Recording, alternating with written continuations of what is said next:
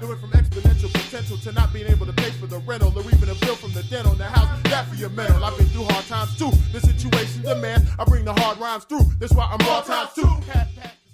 One of the zine missions that we did for backers, I think it's like Act 3 or 4, is the ninjas find themselves on the set of Frasier, and they have to play through generic sitcom plot if they want to get through that part of the mission and move on to the rest.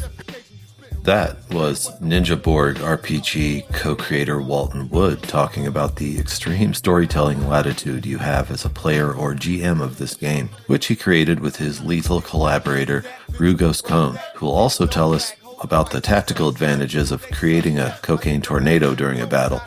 That and more in Games of the Week. Fabulous drifter, twisted your sister in the Sierra Vistas.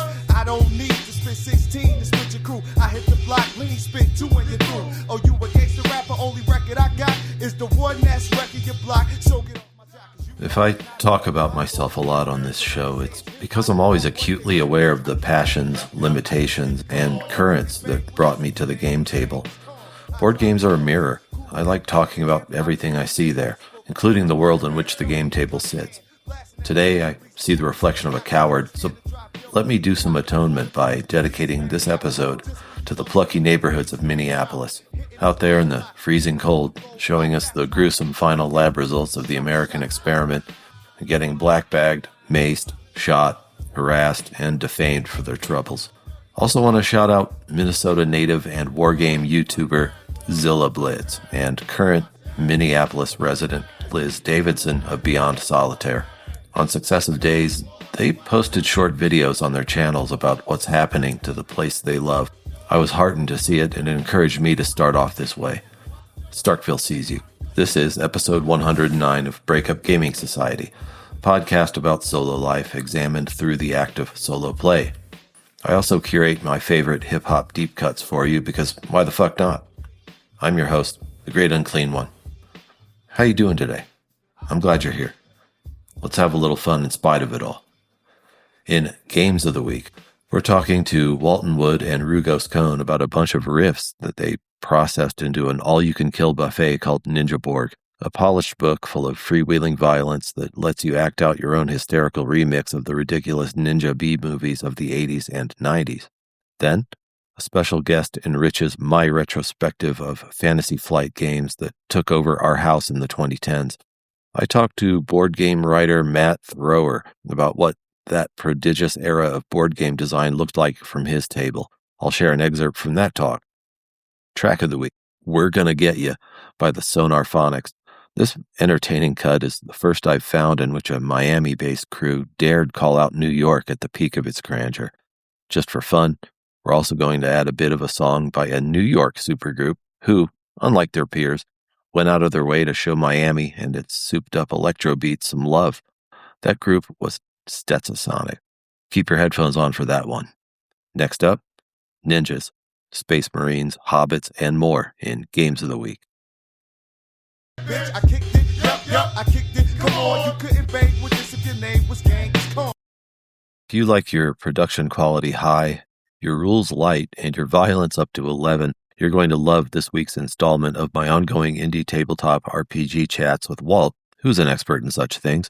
I got on the horn with Walt and Rugos Cone, who shared a beautiful hardback copy of their RPG, Ninja Borg, with me. I had questions.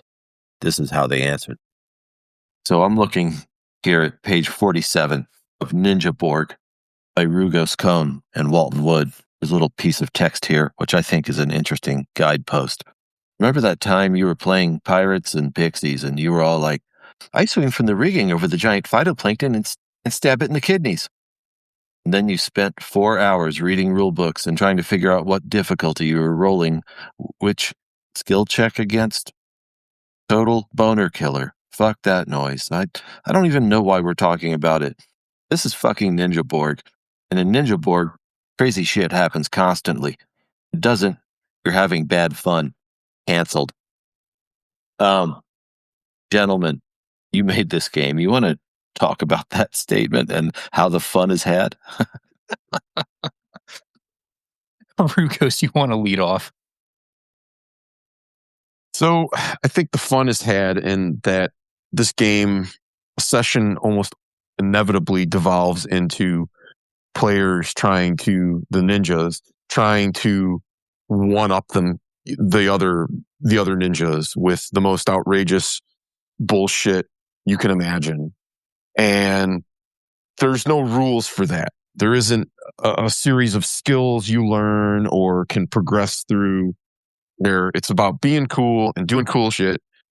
Our version of the game master, the motherfucking ninja master, to say yes to the players, to the ninjas, not be sitting there digging up rules, making you do rolls, because that shit gets boring real quick. Yeah, we just want to get to the killing, and it almost sounds like an escalating storytelling duel for which you, Rugos and Walton, have given people a pretty beautiful tool. I'm holding a lovely red, black, and white, best color palette ever, but we've covered that. Rule book for the game. And so, first of all, you did build this, at least loosely, on the Borg system. Do you want to tell people who might have just landed here and don't know shit about Borg why this ninja slaughter escalating story fest, at least, is informed by Borg system? Yeah, so its main similarity with Borg is the name. It kind of it doesn't entirely end there. The ninjas have 4 stats, just like in Johan and Pele's game. They have a 5th stat that lets them reroll dice, which is very similar to omens in Borg. And in my mind, that's kind of where it ends. Yeah, absolutely. So in terms of applying or following the dictates of a system, this is loose as a motherfucking goose. 100%. It's an inversion of their system. Ours is a roll under system. Stats don't give you bonuses like in most other games. Your stat dictates what die size you roll when you're making checks. And we have some ancillary mechanics like using a one-liner, chopping a melon in half, different things that can give you various bonuses. Combat works differently, and I kind of want to go into sort of the backstory of why this has Borg in the name when we've done something so different from the core material. And it goes back a couple years to the original Noun Borg jam, I think. Before that, actually, to be honest. I mean, we started this it'll be 3 years in April that we started this journey. And I mean, it was, it's rooted in a lot of different shit, like cash grabs and shit posts and all kinds of crazy shit. Yeah, there's a very, very sprawling field of things that are based on Borg, have Borg in the name. And Noun Borg on April 1st a couple years ago was sort of an old Vanguard collective April Fool's joke where you go to the website and it generates a Noun Borg for you. And the kind of many people missed the joke and started taking this output and like, oh man, this would make a really cool game. And I forget exactly how it happened, but Ninja Borg came up and someone's like, oh, someone has to make that. And Rugos and I kind of looked at each other and said, it's time to drag that old Google Doc out of the closet and dust it off and finish it before somebody beats us to it. And I can actually hear some of those conversations happening because you've obviously made this very quick and fun. Obviously, you wouldn't be bound to this if you already have a clear idea of what your ninja's deal is. But here we are on pages 24 and 25, D12 table. How did you become a ninja? What training mishap made you totally flip out and lose your shit? How did your sensei die? I think that's a good addition. Yeah, we went with a lot of tables. Just they have no direct bearing on the mechanics of the game, but they just add a lot of flavor to the character. And so as a player, you have that sort of backstory already randomly built in your mind, and you can apply that to your character and give them a little more personality, a little more depth, though not a whole lot. This is the kiddie pool equivalent of RPG depth, I think. But it gives you something to go off of rather than, okay, I'm a ninja. Yeah, I mean, a common theme of role-playing games is character classes. What's your class? What's your job? Well, in Ninja Borg, you've got one job. You're a ninja. You're a boner-popping, head-chopping, guitar-wailing killing machine. So in order to make the ninjas unique, like the snowflakes they are, we wanted to have a bunch of different tables that kind of created that backstory to make each ninja totally unique.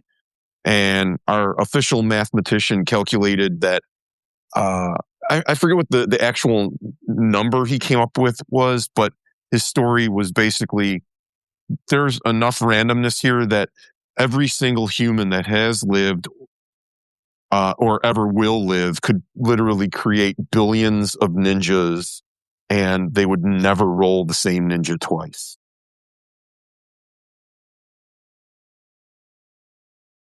I'm trying to picture how crowded that plane, where our perfect other lives, and except your perfect other is all ninjas, and just the ruckus that would be happening on that plane as people populate that plane with the dice, and these ninjas summon, and there's just what looks like an oil field of blood with new strikes every moment, just like stretching to the infinite horizon. There would be a lot of sweet guitar riffs too. That's a good point. I notice you gents couched it in a lot of, so there's a lot of really cool stuff in here for sort of helping you quickly imagine what your guy's deal is, and also to let your reader know, despite the extremely high level of rigor that went into this beautiful book, that you shouldn't linger on it or take it too seriously. And I just have to ask this because I'm on the pages that has 18 kinds of shurikens. So talk to me about equipping my ninja and and why we need 18 shurikens. Well, Brugos was the mastermind behind that spread. Thanks. Yeah. We have a very simple combat mechanic, and every weapon does a specific number of hits, as we call it, damage. You're not rolling a variable amount with a die for every type of weapon, just to kind of streamline the way our mechanics work. And part of that is every ninja has an unlimited supply of shuriken, because who wants to deal with inventory tracking on ammo? That's bogus.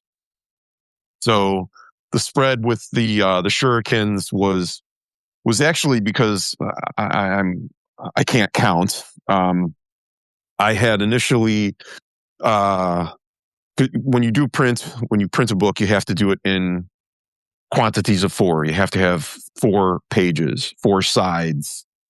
And it has to be a multiple of 4. Well, in order to have that fall at the right spot so that it would be on the next bundle of pages and not mess up that quantity of 4, we inserted what I thought we needed, being 2 pages. And it was like, when I went back and looked over things and really counted, I was like, oh, shit.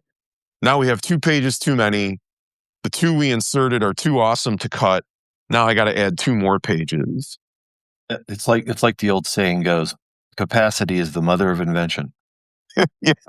Yeah. And this is, and in terms of weapons, and then this is, I think, if you don't start flipping these pages and understand what the proposition before you, because the next page is a D20 table, which tells you what kind of swag you have, including, and I really hope I roll a number 14. couple of Irish guys who will run errands for you and hook you up in a pinch. Boy, does that write some good scenes right there. Oh my Lord, a couple of dudes from like The Town or The Departed sitting there running errands for you on top of a ninja.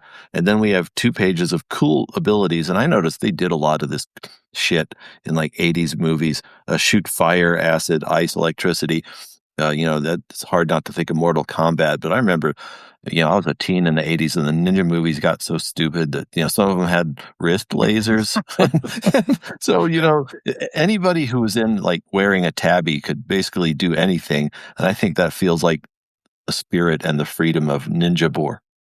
Yeah, that's a big place that we took a lot of inspiration was that ninja craze from like, late 70s, 80s into the 90s. And we both went back and watched a lot of ninja movies when we were working on this. Thank God for free streaming services. But it sounds like you've seen American Ninja. I think is that the one where some dude shot lasers from a device on his wrist, and I'm like, okay, what school did you learn that in? The school, the infamous school of Dino De Laurentiis in the like Santa Monica prefecture. So I've probably seen that movie easily 20 or 30 times. Oh my Lord, that's a lot of times, my man. Yeah, I what can I say? I'm a glutton for punishment. Actually, just watched it a few weeks ago with one of my kids, and he loved it. I mean, he did, not quite as much as he loved Ninja Terminator, but Ninja Terminator is a tough one to beat. Did you also show him Ninja franchise Pancake House? That one was kind of slow but meditative, I thought. Oh, I'm unfamiliar with this franchise. Yeah, I made it up. No, you son of a bitch. Got my hopes up for ninjas and pancakes. Well, that actually tees up the next thing in the book I want to talk about, because my God, what would happen if you had dudes who wanted to make a ninja adventure that's like a 20th century Theodore Dreiser novel? I guess you could have a ninja try to start a business and never get to kill anyone, and just sit there and watch his labor and food cost fluctuate, and watch his empire contract and expand over the course of his 4 unhappy marriages. But to get back to your work and not my riffs, that it's super light because it's not long after the items and setup we just discussed that we're right into your first mission, and one of the the mission generation stuff looks like it'll quickly get you up and going. And then there's also a rogues gallery of a bunch of annoying walking tropes that you can slice or dice that you could put into your own missions, right? Absolutely. Yeah, those are our douchebags, jagoffs, and other sons of bitches. Other sons of bitches, yeah. I want to go back to our first ever talk, Walt, which is Carolina Death Crawl, and the problem we've had actually getting that on the table. Could the 3 of us play this? I have the book. I mean, can we play this in the next week or 2? I want to play one of these goddamn games. That sounds fun. I never get to play anything. Yeah, I know how you feel. But and I don't know why, moments before, it seems like this would be a very fun way to just work out some general cultural rage whenever you want, in addition to hone your storytelling. And I was like, if I had to write a mission for myself today, what it would be, and it would just be my ninja. I have not sketched in their backstory or their weapons, but they would just go screen to screen, and they'd start with a cast of friends, and then get Seinfeld. I think that I would just have them clean out the whole 90s hit sitcom, and the combat wouldn't be interesting. I'd want him to catch Jerry right when he's eating his stupid fucking cereal, and just clean him out and have that be that, and then he's on to the next fucking show. I don't give a fuck if they can fight back. It's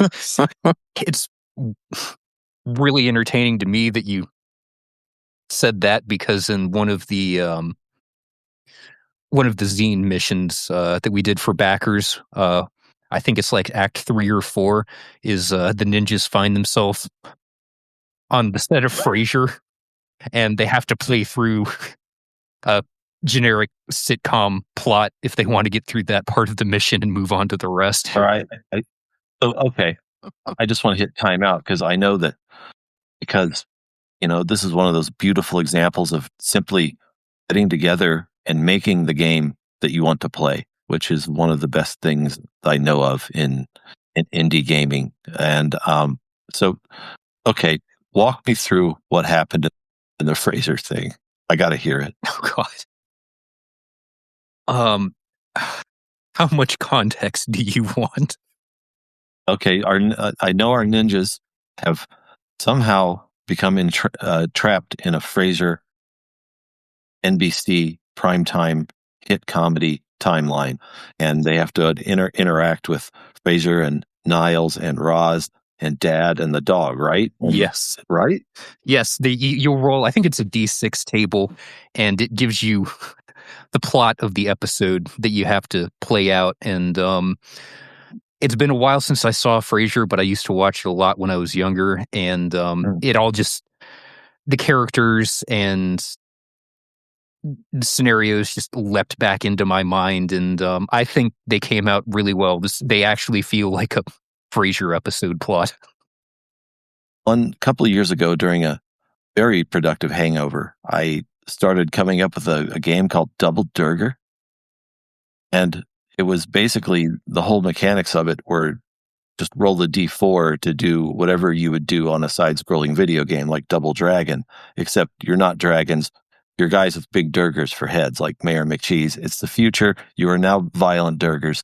And it's basically you roll to see if you can run, punch, jump. And then there were interludes called talking, where you're supposed to make these not very bright and extremely violent characters get off some one-liners. And so when you told me about this, I'm like, you made the secret little game in my head from my hangover.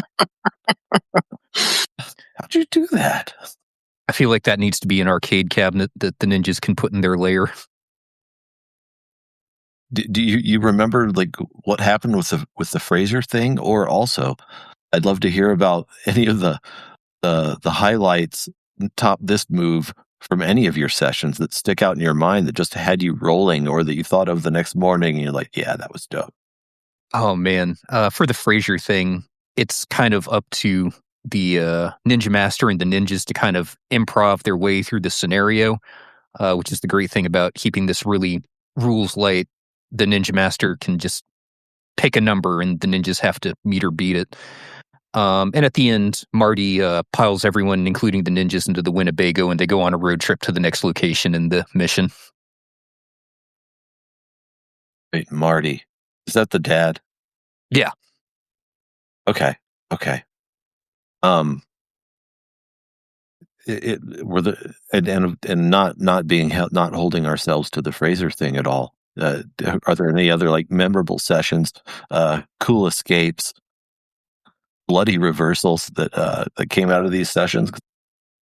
We were running playtest sessions with a group of players that are very familiar with the Merc Boy system and how that works, but they weren't really done with what we were going for here entirely.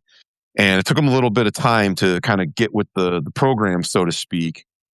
And once they realized, oh shit, these guys are going to let me do anything, we started getting some really crazy stuff going on.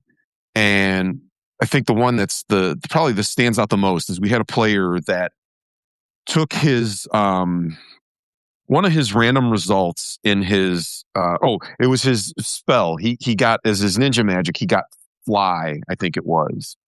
And based on some of the random results he had rolled on those tables for your backstory, he decided that he was like Magneto. He could control he had the power of magnetism, and that was how his flying manifested. And so the ninjas are in this penthouse. They're fighting a bunch of people. There's this huge pile of cocaine on a table in the penthouse loft, and this ninja starts flying around in circles, and he creates like this tornado, and it lifts the cocaine off the table. Another ninja whips out his guitar and starts shredding so hard he ignites the cocaine. So they've created this flaming cocaine tornado in order to dispatch their enemies, which is in that case was Grandpa Baby Grandpa, he's a baby, but he's a grandpa, so he's a Grandpa Baby Grandpa. And it was just like pure bedlam. Everybody was beside themselves with laughter. It took us a good 15 minutes to get through that alone. Yeah, and that session was like a revelation to me, like just what was possible with such a light system that encouraged the players to just go insane, and how very minimal rules can accommodate and facilitate that. And I also like the accessibility, because what falls out when I break it back out this morning, but a beautiful insert with a solo variant. I knew you'd like that. Is this something? So I can solo ninja on days that I'm feeling punchy and aggravated, and just want to. So wait. So essentially, so with the cocaine tornado, it caught on fire. So what you did was kill them with a funnel of pure flying freebase. You freebased them to death. Yeah, and it was glorious. Yeah. You could see the cocaine fire tornado from across the city. It hovered like an angel. I'm sure the local news station got good ratings that week. So, but yeah, that's absolutely fantastic. And like I said, the qualitative questions: light some incense, inhale deeply, then roll a d20, and let the prompt inspire your ninja imagination. Qualitative questions, and so anything from backflips to boner to barbed wire baseball bat. So I can see. I don't know that I should be allowed to have this book. Everybody should be allowed. Everyone should be required to have this book. And we talked about this a little bit before off mic. This is a game that Walton and Rugos made, and one of Walton's rules for curating this long list of cool games to talk about was that he wasn't going to promo stuff that he'd had a hand in. But I happen to know that I have a host trump card, so when I see he makes something like this, I suspend that rule so we can talk about it. So here we are. Walt did not break the rule. I take responsibility. That's right. I'm not responsible for anything. Least of all this. Blame the insanity on someone else, please. Yeah, Walt is. I think this is the kind of game that can stay in your heart for a long time, like just like a sigh. You have to push it down and bottle it up, but eventually it's just going to break loose. Exactly. You see, if you're down at the neighborhood Hooters and you see somebody run in off the parking lot with a sigh in their chest, and they're trying to contain the spurting, you can just say, "Oh, you must be one of Walton and Rugos's pals." And they'll say, "Yeah, I know those sons of bitches." Well, I, for one, am glad you sons of bitches made this. And Walton, thank you for sending me a copy to check out. It's, again, you two, despite tongue-in-cheek nature, executed this to really high standard of writing and print, which I've come to expect from you now. Oh, God, there's pressure. Yeah, well. But I would point out that Rugos did all of the interior layout all the illustrations. He had the idea for a lot of the spreads, like the just like including the shuriken spread and the super secret capitalism spread near the back, and the idea of having a different quality paper for the mission at the back, and just lots of little quality of life things for navigability and accessibility and usability. So a lot of what makes this work as a game material is the result of his work. Oh, shucks. Rugos having the background I did, which was I had the privilege of working with a passel of very talented print designers who also had to go fast. We were at the Denver Post, and people who can think for and execute in print that's the real measure of a designer in my opinion, and the book's beautiful. Hats off. Oh, well, thank you. Yeah, I mean, to be honest, I don't really have a graphic design background. You know, I've stood on the shoulders of the masters, if you will. You know, the people around us in the community that I look up to and admire and ape to some degree. Even I guess the Swedish grandpas.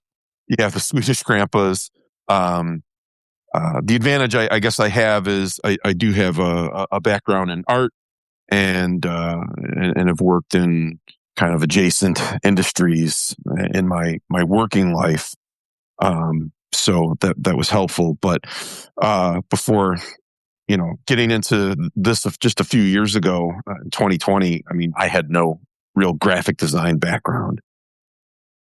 Well, you absorb your influences rapidly, and you are a quick study, my man. And while we're on that topic, I honestly think this is something that if you just want wild fun that you should have, or if you have a friend who wants a light slaughter session with very cool generated backgrounds, you should have it. Gentlemen, where would I go if I wanted my copy of Ninja Borg?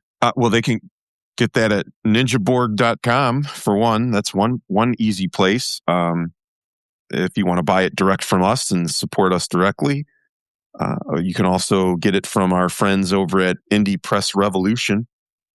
They're our main distributor, and it's in local game shops around the world thanks to them. You heard it here first. Ninjaborg.com, Indie Press Revolution. Otherwise, Walt and Rugos are going to both fall through your skylight and just start whipping hacksaw blades around. They're not going to be in hacksaws, so things are going to get super whippy, especially Walt, who mastered a special flick that takes out just the corner of your eye. It's annoying. It is. It's going to sting like a paper cut, and before you know it, you've bled out. That's the kind of world I want to live in.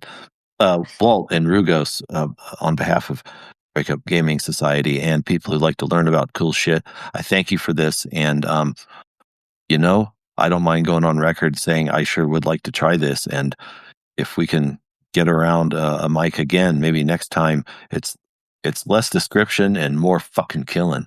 Sounds good. Yeah. Nice. Until next time, like we always say, and I think this fits, gentlemen, may you fight long and well. May you fight long and well. May you fight long and well. Bitch, I kicked it, yup, I kicked it. Come on, you couldn't bang with this if your name was Gang.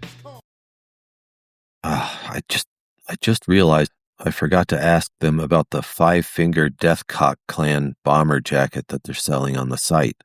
Although it feels that perhaps it should be earned in combat.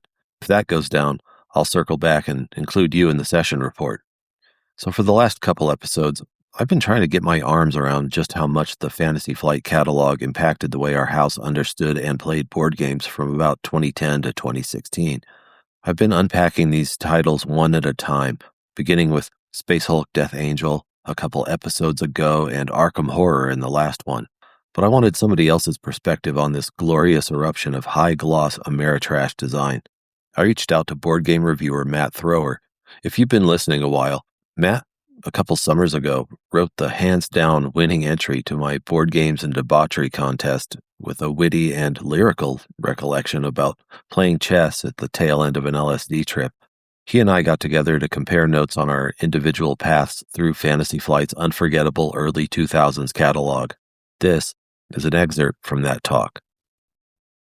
The Great Unclean One, Breakup Gaming Society, here because I wanted another voice in the room as I recounted my favorite Fantasy Flight Golden Age titles from what in our house was 2011. And I was just looking back and realizing that Fantasy Flight's catalog in the 2010s, 2010s not only summoned our dream group that we've never been able to duplicate, or I haven't, but also kind of taught us what board games were. And here to weigh in is globally known board game writer and quipster, Matt Thrower, over in the UK. What's up, Matt? I'm good. And there's nothing up. This is up. I'm up. I'm up because I'm excited to do this with you and to recount some of my favorite years of gaming. Mm-hmm. And so for those of you who were following a couple episodes back, I started with a game that, and like it so often happens with hobbies, Matt, sometimes it's an inside joke that turns into a passion. And in essence, when I joined a household in 2010 of the people who would later become my wife and stepkids, I bonded with the eldest, a boy, over the fact that we both just loved to read and joke about Warhammer 40,000 lore. And we would always torment the women of the house all week long, calling them heretics. And it was fun for us.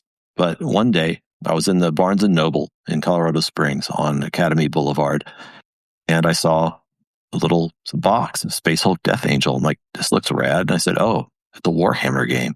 And I said, it's $20. How much of a gamble could that be?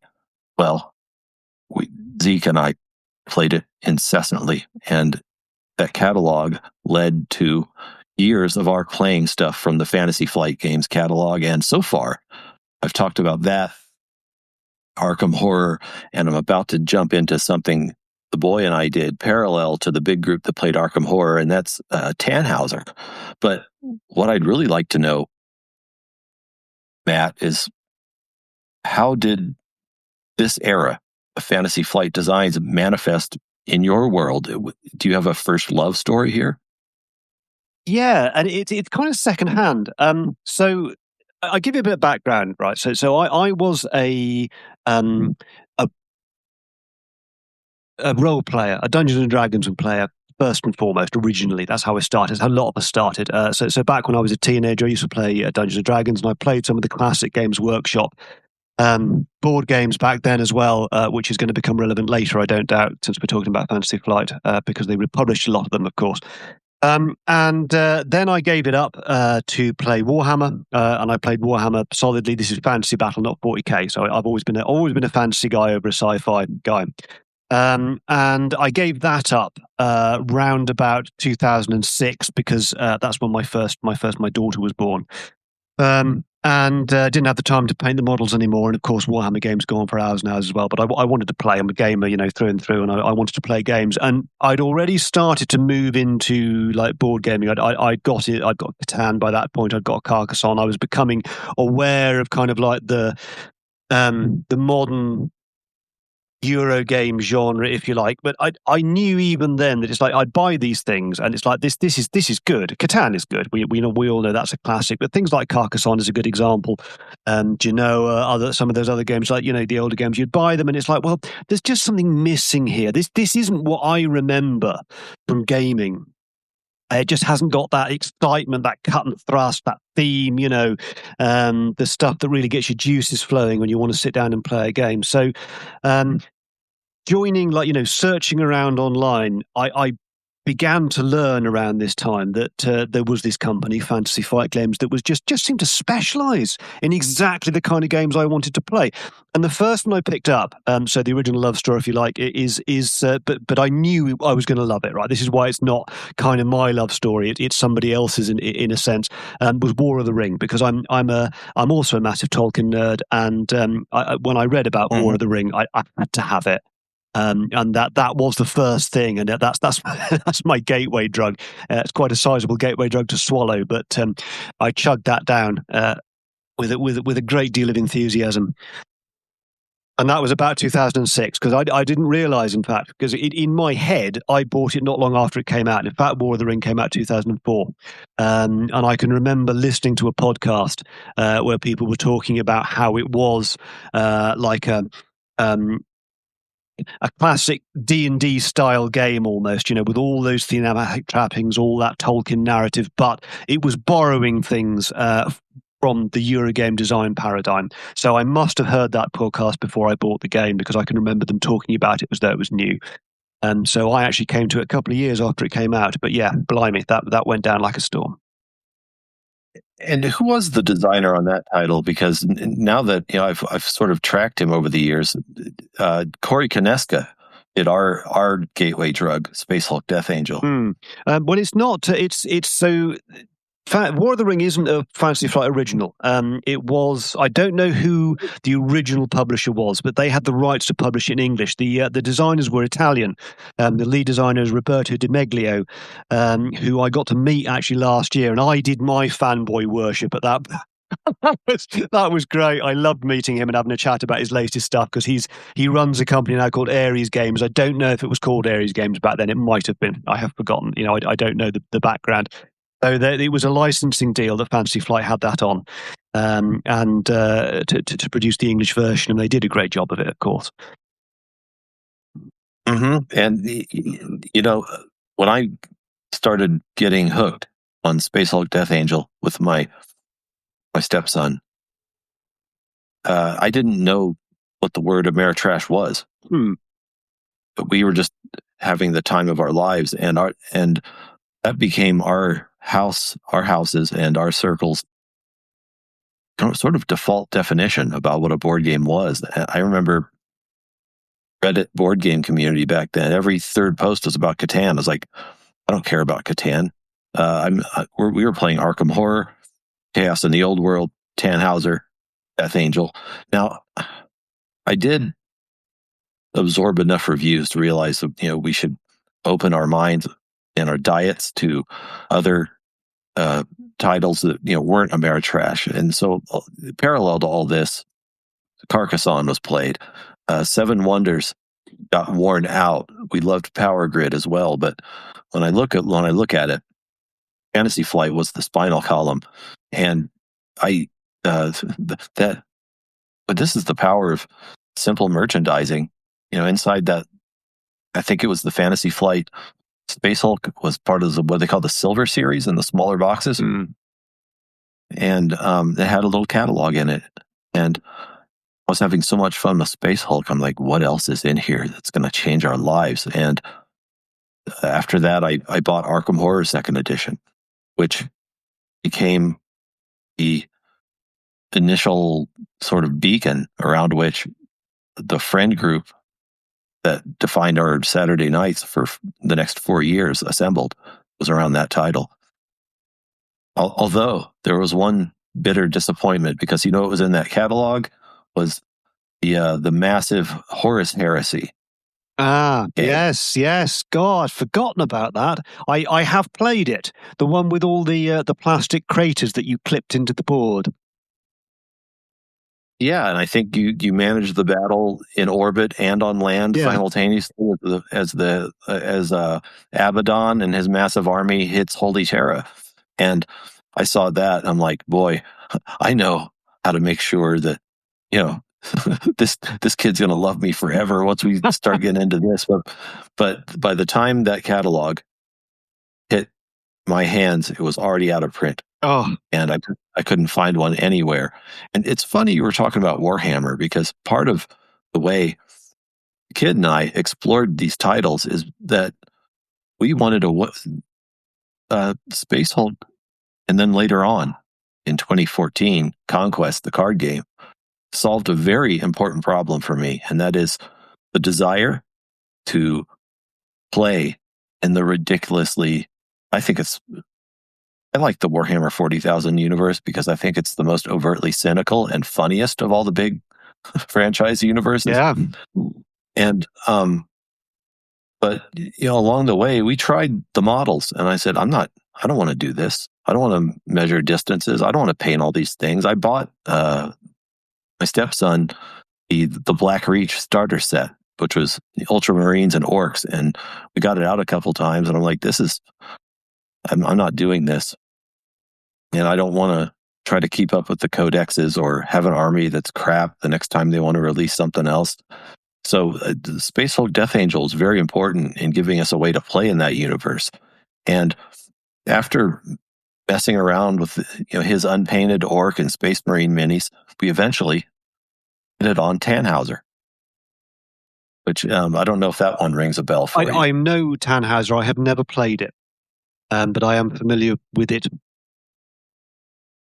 I think at that point, Fantasy Flight had a specialty at that time, which was buying existing games and giving them a massive production level upgrade. I mean, you can run your hand across this Tannhauser cover. It almost feels like rigid cloth.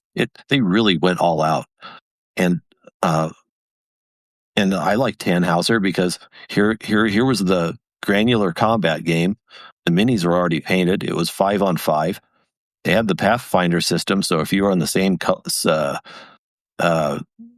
circle as the person you wanted to shoot, you were considered to be in each other's line of sight. After that, it was just equipping your soldiers and shooting at each other, which was wonderful. And plus, the theme was cool. The art was fantastic, and the idea of it being in that universe where World War I never ends was also drew the kid in, and we played the base set of that a lot. Yeah, I'm going to jump in here actually and just say something that I think is just been in my mind when we've been talking, which is that it's kind of interesting to look back at this because Fantasy Flight is, you talking about the catalogue, there are not many publishers that kind of did what Fantasy Flight did. If you bought a Fantasy Flight game, you knew what you were getting.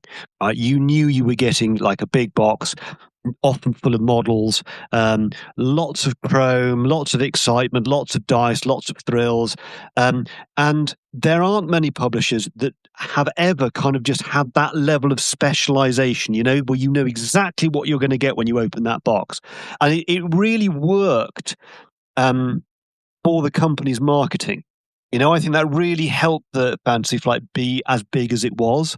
That expectation of not only like the satisfaction, the comfort in knowing what you're going to get, but the expectation when new things were going to come out that it was going to be big and bold and exciting and full of plastic and cool stuff to play with. That's publishers just don't generally do that. I don't think. I'm struggling to think of anybody that has quite such a niche and fulfilled it so beautifully for so many years. Pat, thank you again for carving some time out of your Sunday. More excerpts from this far-ranging talk will appear in my living post on the Breakup Gaming Society blog called Our Fantasy Flight Games Golden Era, a personal retrospective, if you want to see how both Matt and I plot our memories and compare notes. Okay, let's get stupid now. We're going to Miami in 1989. Here comes Track of the Week. Bitch, I kicked it, yup, I kicked it. Come on, you couldn't bang with this if your name was Genghis Khan. The year is 1989. Maybe up north they're grooving to Say No Go by De La Soul, but down in democracy's sweatiest laboratory, they're up to their ears in Miami base. The legendary Magatron led off a compilation called The Base That Ate Miami, which included We're Gonna Get Ya by the Sonarphonics. Get ready right now for a few seconds of what will likely be a very polarizing chorus. A call from a taunting chipmunk voice, and a response from what sounds like a session saxophone guy.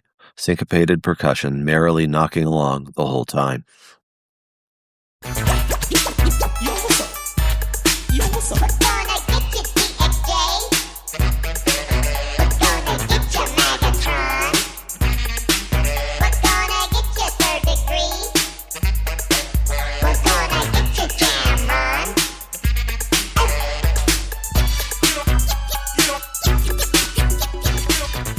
Whether that little bit was tremendous fun or the most grating thing I've ever played during this segment is a 50-50 call.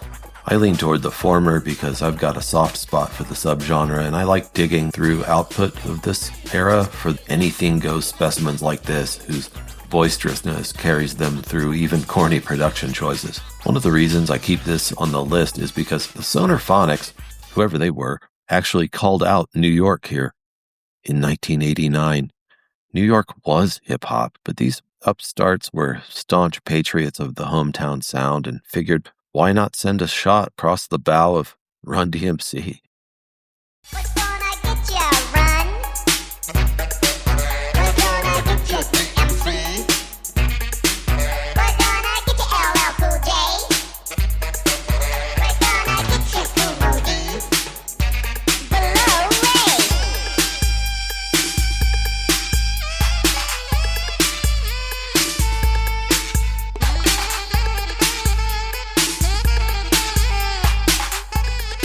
You know, in my world and in a lot of others, the New York sound was so preponderant, so comparatively varied and elegant that this rivalry really didn't exist.